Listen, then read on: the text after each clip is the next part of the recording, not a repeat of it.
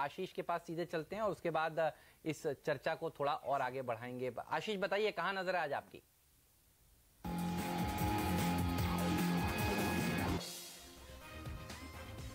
आप लोग की बातचीत से क्लियर है, इस समय सबका मूड तो बैंक्स खरीदने का है। यही पॉकेट है जो आउट परफॉर्म कर रही है, यही पॉकेट है जहां पे इंक्रीमेंटल जो फ्लोज आ रहे हैं वो जा रहे हैं। और कल मैं आखिरी सौदा देख रहा था तो शैल जी हाईलाइट भी कर रहे थे इस सीरीज में कौन कौन से बैंक्स हैं जहां पे डिलीवरी मार्क हो रही है लगातार। उसमें एक बैंक था जो अब तक डिलीवरी लगातार मार्क हो रही है पर वो बैंक आउट परफॉर्म नहीं कर पाया है, तेजी रिलेटिवली नहीं आई है, वही रडार पे। और चर्चा में भी मैं देख रहा था सुबह से, आज भी है यस बैंक। अब ये इस समय 250 के लेवल्स पे चल रहा है, 147 के लो से। तो कई लोग पूछेंगे 100 रुपए की तेजी ऑलरेडी आ चुकी है, अब इसकी बात क्यों? तो उनके लिए काउंटर आर्गुमेंट ये है कि यही वो बैंक है जो 400 के ऊपर भी कामकाज करता था और वहां से आज भी 150 रुपए नीचे, वहां से आज भी 40% नीचे कामकाज कर रहा है। और बहुत जेन्युइन रीजन थे जो यस बैंक इस तरह से कमजोरी दिखा रहा था। सबसे इंपॉर्टेंट, पिछले साल के सेकंड हाफ में आपको याद होगा आरबीआई ने जो राणा कपूर साहब का टेन्योर कट शॉर्ट कर दिया था, उसके बाद एक मैनेजमेंट क्राइसिस ऑफ सॉर्ट सामने आ गई थी। क्रेडिट रेटिंग एजेंसीज ने डाउनग्रेड करना शुरू कर दिया था, ये कहते हुए कि कॉर्पोरेट गवर्नेंस के कंसर्न्स हैं। इंडिपेंडेंट डायरेक्टर्स ने रिजाइन करना शुरू कर दिया था। ऊपर से प्रमोटर्स के बीच में टसल की खबरें लगातार रिपोर्ट छपती रही मीडिया में। मैसिव डिविएशंस रिपोर्ट करे गए थे एनपीएज में। तो FY 16 FY 17 के लिए खास तौर पे तो बैड डेट अकाउंटिंग को लेकर, बुक्स की कीपिंग को लेकर, इनफैक्ट कॉर्पोरेट अकाउंट्स की विंडो ड्रेसिंग को लेकर तमाम सवालिया निशान स्ट्रीट में उठे थे। इस बीच कपूर साहब के वो जो म्यूचुअल फंड्स के साथ करार जो थे इन्वेस्टमेंट्स रिलेटेड, वो सामने आ गए।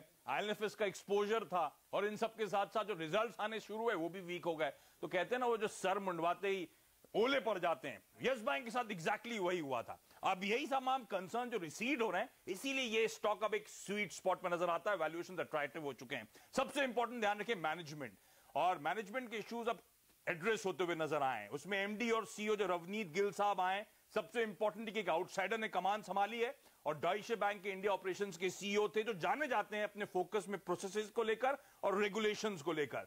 तो होपफुली जो सेंट्रल बैंक के साथ डैमेज हो गया यस बैंक का, वो रिपेयर करने का काम होगा गिल साहब का। इस बैंक का कल्चर चेंज होगा, शायद एक ट्रांसपेरेंट बैंक के तौर पे उभरता हुआ नजर आए। तो वो जो बैड बॉय इमेज बन गई थी यस बैंक की रेगुलेटर की निगाहों में, मेरे ख्याल से उसको लेकर परसेप्शन धीरे धीरे बदलना शुरू होगा। और सबसे इंपॉर्टेंट जो नाम सामने आया, क्रेडिबल रिप्लेसमेंट कहा जाता है गिल साहब के तौर पे यस बैंक के लिए, वो इंपॉर्टेंट है। दूसरा बड़ा मुद्दा था अकाउंटिंग को लेकर। अच्छा, आरबीआई ने कभी नहीं पब्लिकली नहीं बताया कि राणा कपूर साहब को क्यों स्टेप डाउन करने को कहा गया, पर ज्यादातर लोग मानते हैं कि पुअर कंप्लायंस कल्चर था इसीलिए। क्योंकि आपको याद होगा वो एनपीए रिपोर्टिंग जो हुई थी, बड़ा तगड़ा डिविएशन आरबीआई के ऑडिट में सामने आया था FY 16 FY 17 को लेकर। पर FY 18 का जो पिछले महीने डिटेल सामने आया है, नील डाइवर्जेंस देखने को मिला है। तो एनालिस्ट जिनसे भी बातचीत करें, रिपोर्ट्स पढ़ें, वो सब प्रिटी श्योर हैं कि बहुत इंटेंस रिव्यू हुआ होगा आरबीआई के द्वारा, उसके बावजूद कोई भी स्केलेटन आपको यहां पे नजर नहीं आया क्लोजेट में। तो ये सराहनीय है यस बैंक के लिहाज से। अब इसके बाद कईयों का डर था Q4 के नंबर्स को लेकर, ये जो नील डाइवर्जेंस है उसके बाद वो डर भी धीरे धीरे Q4 के नंबर्स को लेकर खत्म हो रहा है। और जो डाइवर्जेंस आया था, इस बात का ध्यान रखें, वो टेक्निकल और कंप्लायंस रिलेटेड था, ना कि क्रेडिट रिलेटेड। ये इंपॉर्टेंट है। इस बैंक ने डिलॉइट को कॉन्करेंट ऑडिटर्स के तौर पर अपॉइंट कर दिया है, हेंसफोर्थ कोई डाइवर्जेंस इस तरह का देखने को ना मिले इसके लिए। तो काफी हद तक ये जो कंसर्न थे बुक कीपिंग को लेकर, अकाउंटिंग को लेकर, वो सब रिसीड होना शुरू हुए। अब रिजल्ट्स कमजोर हो गए थे, एसेट क्वालिटी खराब हो गई थी, एक आर्गुमेंट था Q3 GNPA, ग्रॉस एनपीए 1.6 से बढ़कर 2.1% Q on Q पहुंच गए। पर एसेट क्वालिटी का जो डिटेरियोरेशन था वो IL&FS एक्सपोजर को उन्होंने एनपीए के तौर पर रिकॉग्नाइज करा था। IL&FS के हटा दूं अगर एक्स IL&FS, तो स्लिपेजेस दरअसल 6 क्वार्टर्स के लोज पे पहुंचे हैं, 100% Q on Q रिकवरीज हैं, एनआईएम्स 3.3% पे मेंटेन करें, और ये कंपनी ने रीइंस्टेट कराए कि स्टेबल आउटलुक होगा एसेट क्वालिटी के लिहाज से। तो शॉर्ट टर्म पेन्स होंगे, लेकिन यस बैंक देश का 5वां सबसे बड़ा प्राइवेट बैंक है एसेट बेस के लिहाज से, बेहद स्ट्रॉन्ग ग्रोथ नंबर्स हैं। पिछले 10 साल में टोटल एसेट्स 34% के CAGR से बढ़ रहे हैं, अपने पीयर से कहीं ज्यादा, और आज भी एसेट क्वालिटी सबसे बेहतर आपको पीएस के सामने नजर आएगी।